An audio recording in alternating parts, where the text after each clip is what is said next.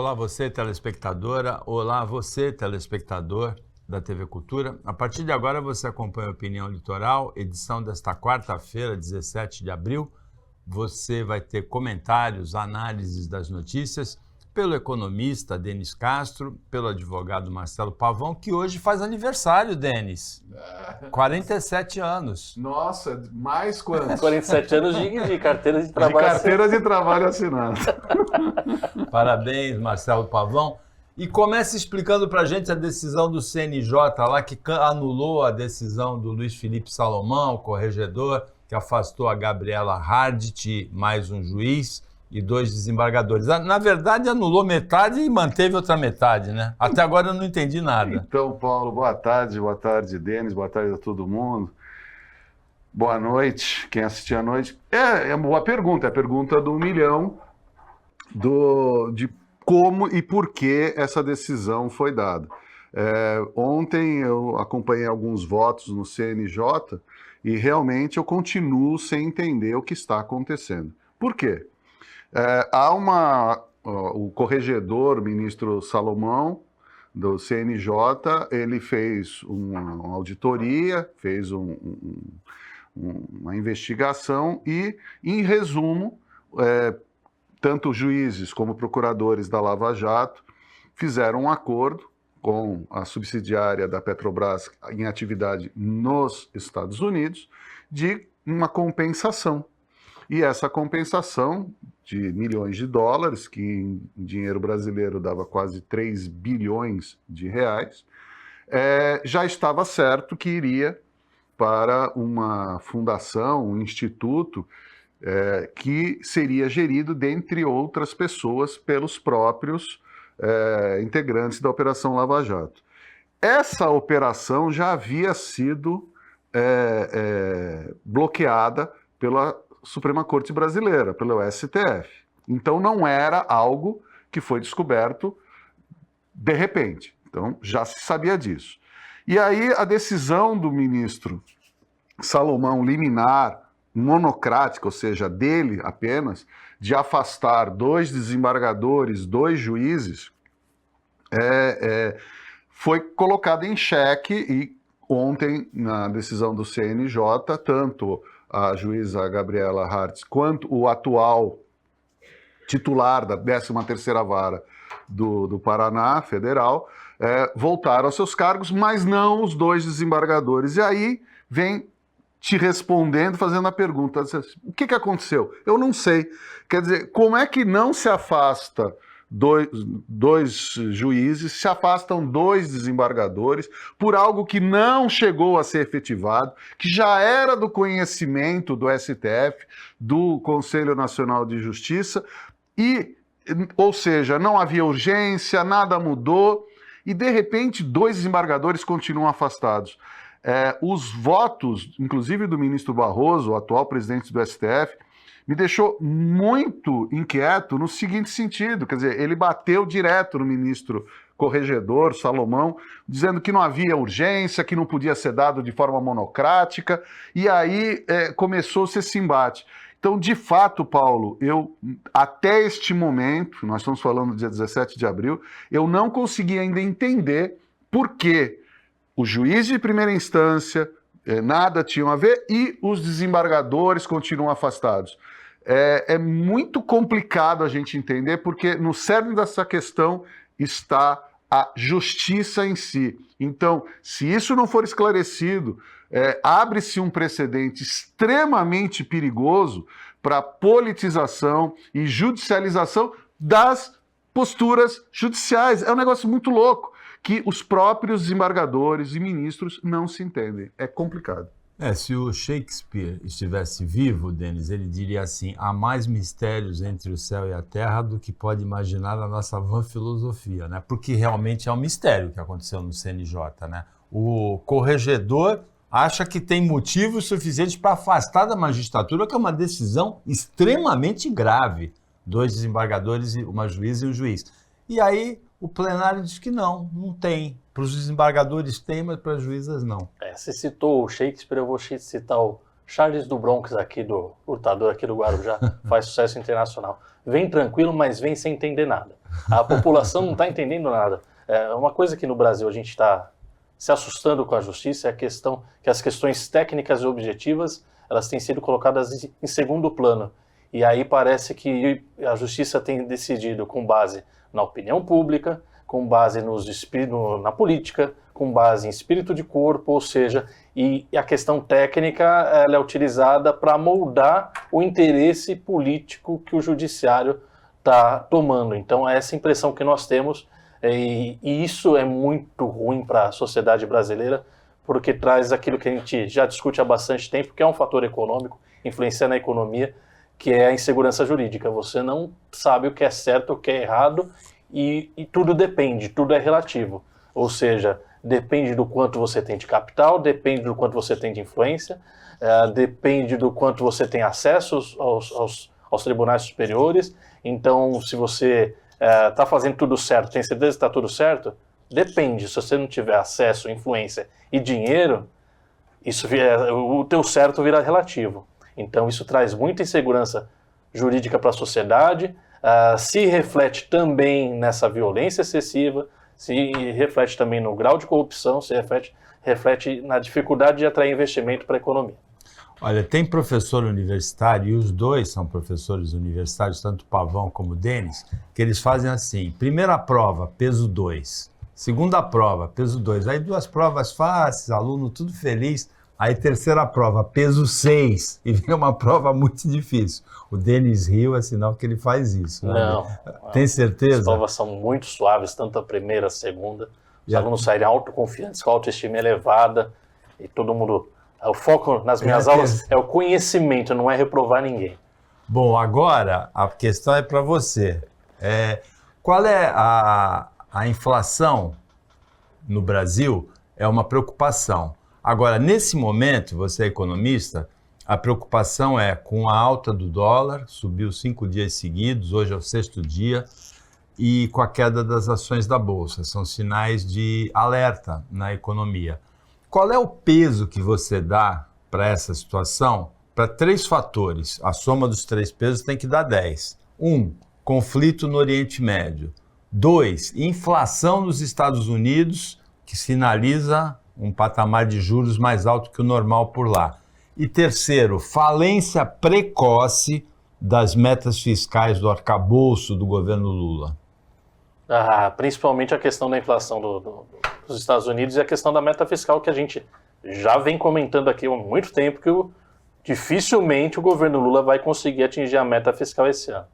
A inflação ela ainda está muito enraizada, porque o Brasil sofreu muito tempo com a hiperinflação. A gente ainda não está acostumado com essa estabilidade econômica que já vai completar 30 anos, né, de controle da inflação. E na vida do cidadão, no dia a dia, a Bolsa de Valores não influencia muito, porque eles são poucos investidores em relação ao total da população brasileira.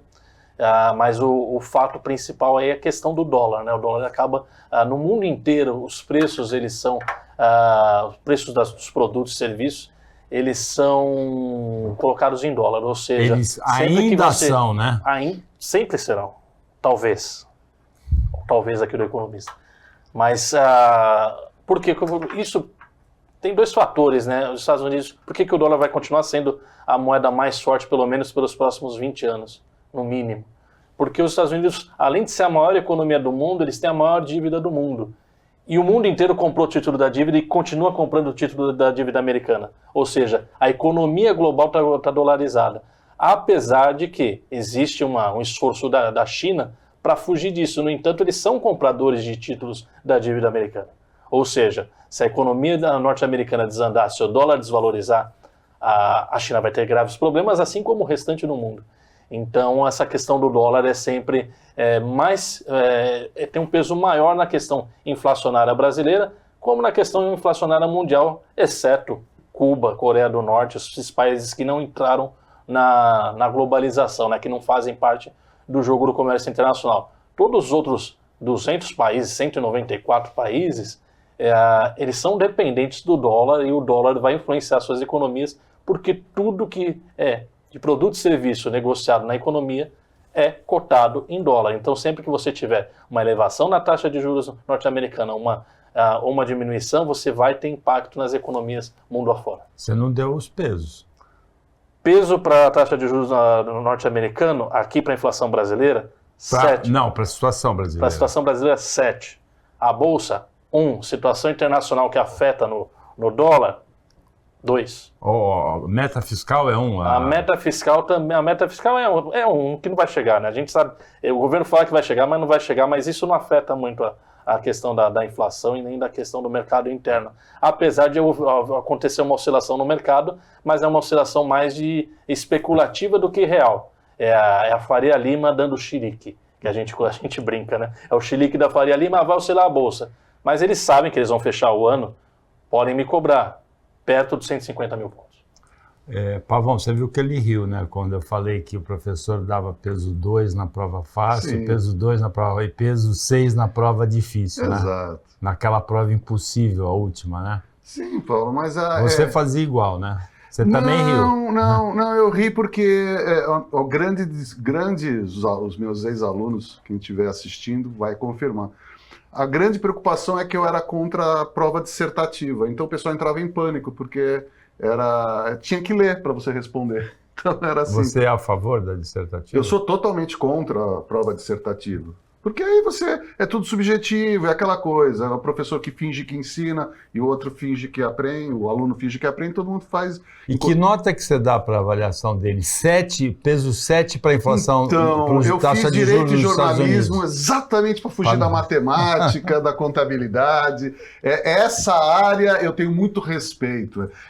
Os matemáticos, os contadores, os economistas, eu tenho um respeito absoluto, porque eu não entendo nada. Mas, Paulo, a cultura inflacionária que é o grande problema. Basta a gente ir à feira, vai ao supermercado, vai em qualquer lugar, os preços estão subindo, e principalmente quando os preços são ajustados pelo comerciante, numa quitanda, numa feira, você vê que não é 20%, às vezes é 50%, 60% de aumento.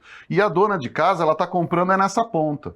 Então, toda essa oscilação, ela já dá resultado e a gente sabe que o preço não volta. E o exemplo maior que o mercado está fazendo, que eu acho uma excrescência, é aquela história. Quem ia antigamente, por exemplo, nas lojas americanas comprar uma barra de chocolate, era uma barra de 200 gramas. Hoje, aquela barra de 200 gramas é de 80 gramas pelo preço de uma de 200. Isso tem nome, reduflação. Reduflação, que é o que a gente reduz o tamanho dos produtos para o consumidor não sentir que o preço está aumentando. Então ele está levando menos pelo preço que ele está acostumado e cada vez você vai diminuindo para ele não sentir tanto a inflação. O nome, para mim, o nome disso é embuste. O Opinião Litoral volta depois do intervalo bem rapidinho.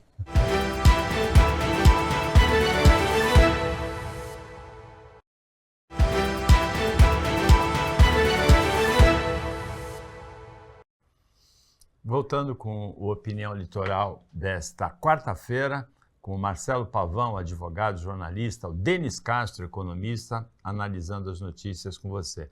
Tem duas notícias relativas a escolas, uma local aqui de Itanhaém. Os responsáveis por um aluno seguiram o professor para agredir o professor em outra escola, uma coisa absurda. Também uma coisa surreal aconteceu em outubro do ano passado em Atibaia. Uma aluna que colocava fone de ouvido, gravava a aula sem permissão, sem autorização, não prestava atenção na aula, foi colocada de castigo atrás da porta, segundo ano do ensino médio, colocada de castigo atrás da porta, virou, logicamente, motivo de zombaria, zoação, né, dos colegas, processou o Estado e o Estado foi obrigado pelo juiz a indenizar em R$10 mil, Pavão. Duas situações assim, esdrúxulas em sala de aula. Então, Paulo, a gente já passou daquela linha de termos que sentar todos e rediscutir a educação. Tem coisas muito erradas acontecendo.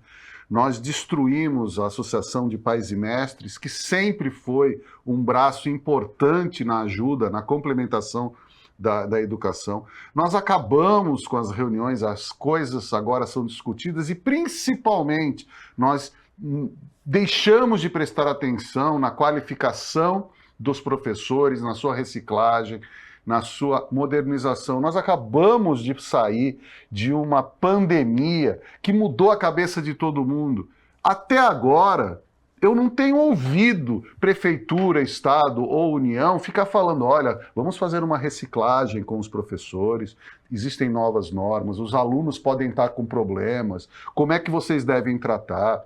Então se fala muito em inclusão, olha, vamos incluir a criança do espectro autista, vamos incluir a criança que tem a trissomia do 31, a síndrome de Down e outras síndromes, mas cadê o treinamento? Então a gente vê claramente que é uma situação que o professor não está sabendo agir. E aqui eu não estou passando a mão na cabeça dessa professora. Eu estou falando de professores em geral. Nós precisamos reciclar e qualificar melhor e sempre os professores. E com relação aos pais, Paulo, essa questão daí de que os pais perseguiram o professor, bateram no professor, os responsáveis, e fica por isso mesmo. Então a gente precisa redefinir os elementos essenciais da educação, a gente precisa enquadrar pais, responsáveis, alunos, professores, funcionários de escola, porque a mim me parece que está todo mundo assim, olha, vai lá, o que é? Você fez um concurso, passou, beleza, vai para a sala de aula e acabou, está todo mundo tecnicamente perfeito e preparado. E não é assim. Eu vejo um grande despreparo e um grande descaso dos nossos governantes com a qualificação e reciclagem dos professores. Denis, é mais ou menos isso? Um aluno novo do século XXI, com acesso a todo tipo de informação, pelo tablet, pelo celular, pelo laptop. Um professor antigo, como disse o Pavão, que não recebeu treinamento. E dos dois lados, absoluta falta de limites. É mais ou menos isso? Eu digo que a sociedade brasileira, a sociedade mundial está passando por um momento muito difícil, principalmente depois da pandemia. No Brasil, a gente já vem batendo na tecla que a educação é uma saída estratégica para o desenvolvimento social e econômico.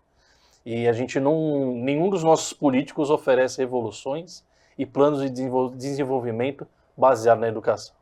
Então esse é um problema muito sério. E tem outro problema sério que é a questão da saúde mental. A pandemia agravou demais essa questão da saúde mental. Aí você soma um povo que é mal preparado, que é mal educado, não tem acesso à saúde, muito menos sabe o que é saúde mental, não teve acesso à boa educação, não tem acesso a bom saneamento básico, não tem acesso à segurança pública, então, que isso gera muita neurose, isso gera muito nervoso, gera ansiedade, gera medo. Então o medo adoece a sociedade e gera esses problemas. Então a gente precisa olhar com carinho e os governantes, eles precisam ter plano de ação para resolver isso. Propor uma revolução na educação, propor um olhar especial para a questão da saúde mental. As pessoas elas estão muito desequilibradas. E propor também, é uma questão aí já parte dos nossos legisladores, né, penalidades mais pesadas, ou seja, um pai de aluno, uma mãe de aluno que agride um professor, ou um professor que agride um aluno, ele deve estar sujeito a pena de prisão. Ou seja, ameaçou bater no professor, vai ficar 2 anos recolhido. Fez bullying com o aluno, você vai se afastar e vai ficar 1 ano preso. Ou seja, não cabe a isso. Você tem que requalificar, você tem que penalizar para as pessoas terem medo de agirem mal. E outra, antes de você penalizar, você tem que oferecer a solução. Não adianta você penalizar sem oferecer suporte à saúde, suporte à saúde mental. Então é importante a gente olhar com carinho para essas questões. No começo do século, o presidente do Instituto Lacaniano, Charles Mélman, ele é um francês, ele alertou para uma perda da civilização ocidental de um valor conquistado durante milênios, que é o respeito pela morte. Ele sinalizava, ele analisava ele dava como exemplo aquelas exposições em que corpos humanos reais de cadáveres, né, são plastificados e são exibidos em mostras que rodam o mundo. A gente sente mesmo que esse respeito pela morte, que foi um valor duramente conquistado, está desgastado. A gente já comentou várias vezes também aqui os absurdos que acontecem no Rio de Janeiro, onde 5 governadores foram presos, onde a polícia virou milícia, uma série de absurdos, assim. Agora, mesmo assim, mesmo com esses 2 alertas, Denis, é muito difícil da gente analisar o que aconteceu ontem no Rio de Janeiro, quando uma mulher, supostamente sobrinha, levou uma pessoa morta numa cadeira de rodas para assinar um documento numa agência bancária e pedir um empréstimo. Isso aconteceu em Bangu, na Zona Oeste, de R$17 mil. É até difícil de comentar um acontecimento tão espantoso como esse, não é? Isso daí implica várias camadas de insanidade, né? Então é a isso que nós estamos sujeitos. E até a reação de quem estava atendendo, né? A cor dele não está muito boa, eu acho que ele não está muito bem, gente. É uma questão, ou seja, as pessoas... Ela teve uma atitude completamente insana, mau caráter, essa suposta sobrinha, né? E ninguém sabe, ninguém confirmou ainda se ela é sobrinha mesmo. E o jeito que ela é tratada ainda supõe uma certa normalidade. Eu acho que a cor dele não está muito boa, ou seja, obviamente ele não estava bem, obviamente estava morto. Então, são várias camadas de insanidade, fica até difícil comentar. Eu não sou da área de psiquiatria, mas simplesmente é absurdo, é nojento, é duro, nós vemos isso e vai de encontro que nós falamos anteriormente. A sociedade brasileira, a sociedade do mundo está adoecida e a brasileira parece estar num estágio um pouco pior. Então são camadas assim de insanidade, de violação da moral, são crimes cometidos, né? Vilipêndio de cadáver, fora o estelionato. Então são tantas camadas que a gente fica até com dificuldade de comentar um absurdo desse, né? Então, Paulo, apenas complementando o que o Denis está falando, neste caso, ficou claro, inclusive o exame necrológico já comprova, que esse senhor já foi levado para o posto de atendimento já morto, já o corpo apenas. Mas o que me preocupa é a quantidade de idosos, pessoas incapacitadas, que são carregadas para o posto do INSS, só para citar esse caso específico, como os outros, praticamente mortos e sendo induzidos a fazer o que as pessoas estão fazendo. É o que o Denis falou. Causa espanto são os servidores, os mesmos que pegaram o celular e ficaram filmando, que não têm a menor percepção de que tinha um cadáver na frente deles.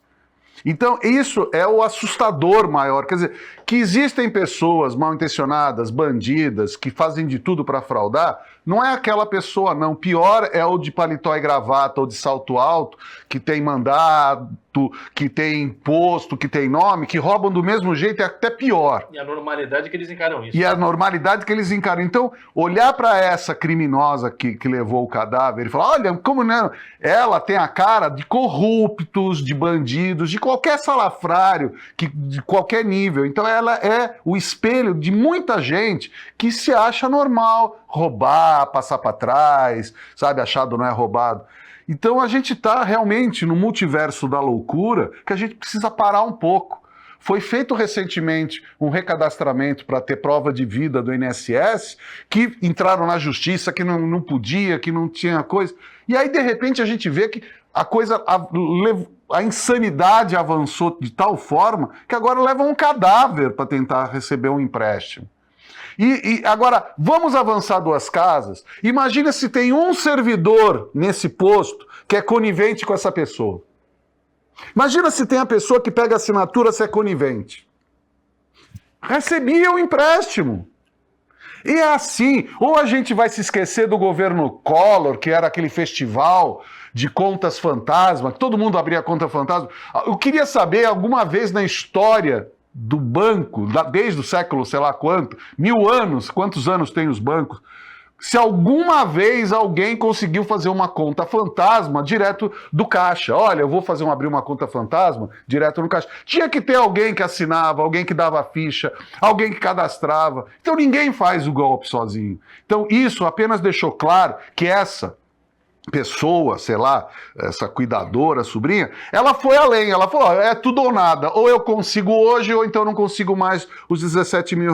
Agora, quantos golpes não se perpetuam só para a gente colocar no INSS na mesma situação? O idoso vai quase morto, coloca lá olha, é analfabeto, bota aqui, a pessoa nem está viva. Quantos idosos são mantidos em cárcere privado pelos seus parentes para que eles recebam a pensão e a aposentadoria do idoso? O idoso às vezes fica trancado. Então a coisa é muito maior do que esse corpo. A gente precisa parar porque a insanidade está transbordando.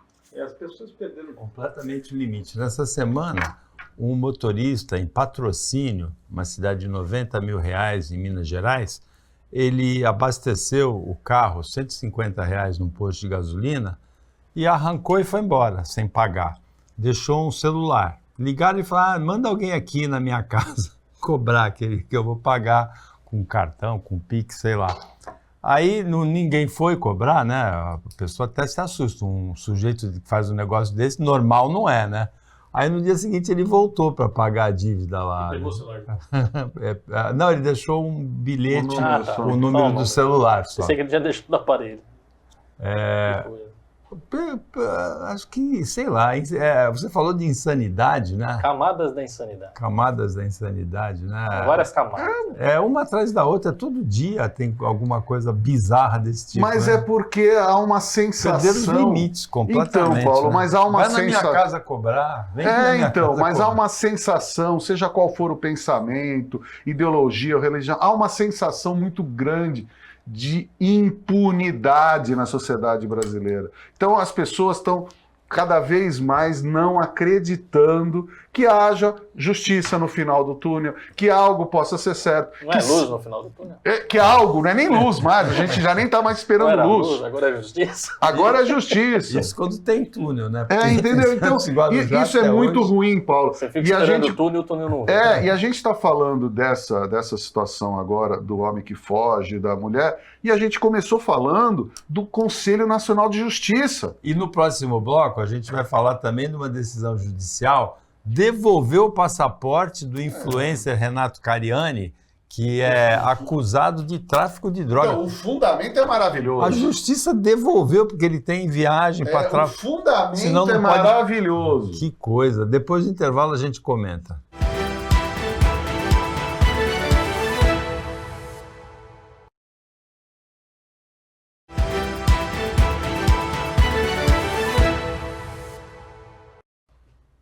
Voltando para o último bloco do Opinião Litoral, com várias pautas abordando situações absurdas que acontecem no Brasil, no mundo, não é só no Brasil.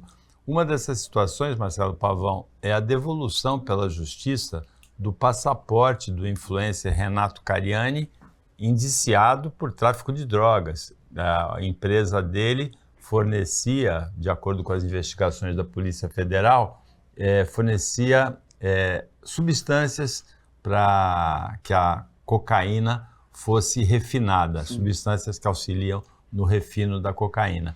A defesa argumentou que ele tem viagens para o exterior marcadas e que ele pode sofrer multas por compromissos assumidos e não cumpridos. E aí a justiça foi devolver o passaporte Então, dele. assim, é tão esdrúxulo, é tão ridículo o que isso significa, que é aquela tal história, ele precisa, tem compromisso, então vai para fora.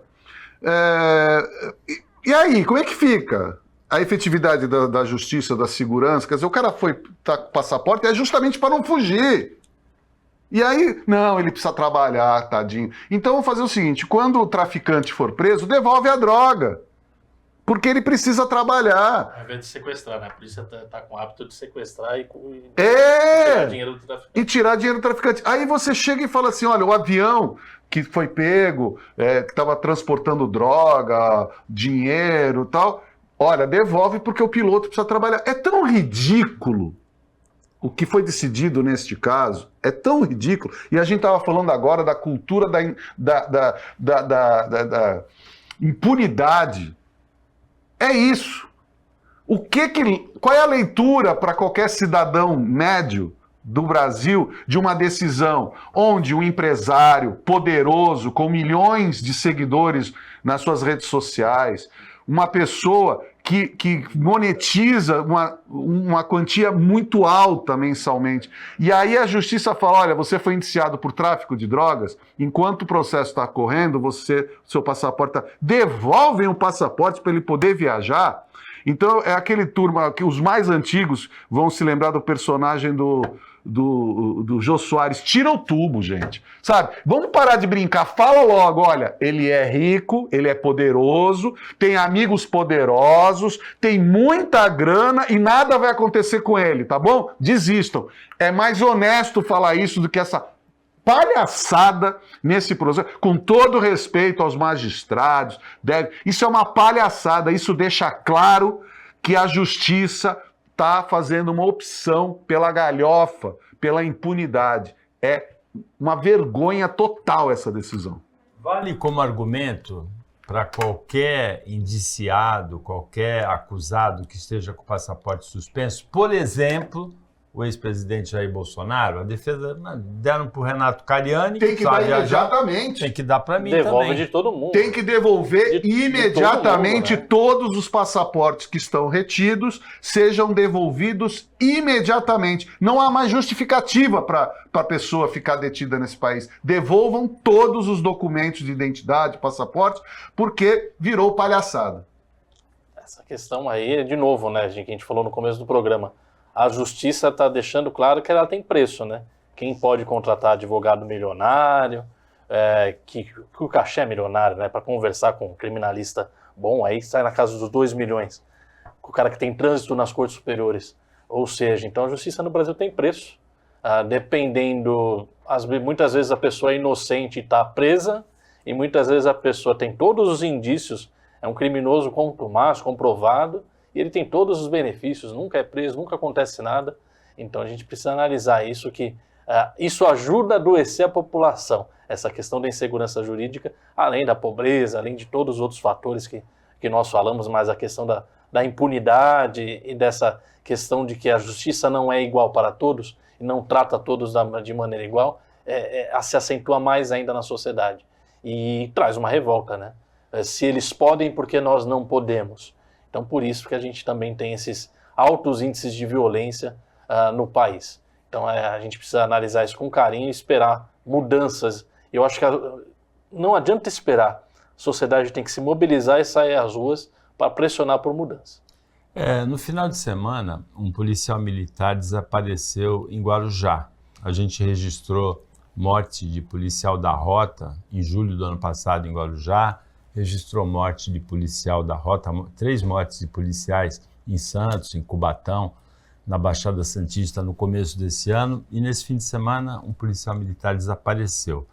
Um suspeito preso disse que ele foi morto e o corpo foi jogado da ponte do Mar Pequeno, mas não foi encontrado ainda. O secretário de Segurança, Guilherme Derrite, ele anunciou, meio que anunciou, né, Pavão, uma nova Operação Escudo, né? A investigação precisa ir Porque mais... no ano passado a declaração do secretário de Segurança é que sempre que houvesse ataques a policiais, Sim, haveria Operação Escudo. Aqui, sem querer fazer nenhum juízo de valor ao rapaz desaparecido, ao policial desaparecido, as imagens que foram divulgadas, ele estava numa adega, num local de venda de drogas, ou ele estava ali, a paisana, numa missão policial. Não, foi dito que não estava, né? Então, porque o que ele estava fazendo num ponto de venda e consumo de drogas? Isso não justifica o crime, mas precisa ser esclarecido. Ele estava lá numa investigação, ele foi descoberto. Não, ele estava lá se divertindo, ele estava lá... Então, isso precisa ser... É a tal história. Sempre estaremos ao lado das autoridades policiais, mas a transparência precisa e é necessária. O que esse policial estava fazendo? Ele estava trabalhando? Ele estava numa missão oficial ou ele estava de forma recreativa? Então a gente precisa ver. Não, mas isso não justifica. Claro que não justifica, mas dá fundamentos. Fala assim, mas espera aí. Sabe? O que eu estava fazendo numa boqueira de drogas, num local de venda de drogas? Numa biqueira. Numa biqueira, ó. boqueira, uma biqueira. O que a gente precisa, o que estava fazendo? Então, são coisas que a gente precisa começar a dar transparência para poder defender. Isso não justifica a morte ou nada, mas a gente precisa montar o quebra-cabeça. Quer dizer, o que as pessoas... Eu não vou numa biqueira, eu não vou no local de tráfico de drogas para ficar tomando um drink, uma cerveja. Quer dizer, é isso que a gente precisa ver. O que está acontecendo na sociedade, que a gente está falando desse programa todo? Está todo mundo doente, fingindo que as coisas não estão acontecendo? Quer dizer, é uma doença coletiva, a gente precisa parar e pensar. Porque é só o do lado que é culpado, é só o pai do outro que briga com o professor, é só o vizinho que tem culpa em alguma coisa. A gente está com tudo perfeito na nossa conta, a gente precisa parar e pensar, porque a sociedade está, cada dia que passa, mais e mais doente. Fanática, doente, radical e intransigente. Isso nunca deu certo. Aí mais um ponto aí, né, que ao invés de investir na investigação, ele já mandou 250 policiais aqui de reforço para combate. Ou seja, a gente precisa saber o que aconteceu e onde está o policial. Exato. E ele não, ele está mandando a polícia para o embate. Ou seja, a estratégia do secretário de segurança, mais uma vez, errada. Ao invés de investir em inteligência, sufocar o crime organizado, pegar as fontes de lavagem de dinheiro, pegar por onde que passa o dinheiro, sufocar, não, ele vai para o embate nas comunidades, ou seja, para pegar gente, na maior parte das vezes é inocente. Ela só é condenada por ser pobre. Então isso tem que mudar também no estado de São Paulo. Nesse ponto é muito importante a gente manifestar todo o respeito ao Ministério Público de São Paulo, que na semana passada desmantelou duas empresas de transporte público na capital, em São Paulo, por associação com o crime organizado, por licitação em fraudes, empresas que transportam 700 mil passageiros por dia. Houve intervenção nas empresas. E que, nessa semana, deu continuidade a essa operação com prisões e apreensões em várias cidades do estado, inclusive em Cubatão, onde um advogado, uma funcionária pública, um vereador foram presos outros vereadores, um cantor de pagode com 1 milhão de seguidores. E para a gente retratar em imagens como a sociedade está doente, tem uma imagem muito triste da agressão durante um roubo em São Paulo da apresentadora Silvia Popovic. Ela foi vítima de um assalto com violência, né? A gente tem essas imagens aí, arrastada pelo chão, né, derrubada, retiraram os anéis dela. A gente nem vai comentar, mas todos nós estamos sujeitos a esse tipo de violência nos dias de hoje. Finalizando a opinião de hoje, agradecendo ao Denis Castro, ao Marcelo Pavão, a participação como comentaristas, a equipe técnica e de jornalismo do Sistema Costa Norte pela produção e a você que acompanhou a gente mais essa edição. Até amanhã, nesse mesmo horário depois do Jornal Litoral, e uma ótima quarta-feira para você que você merece.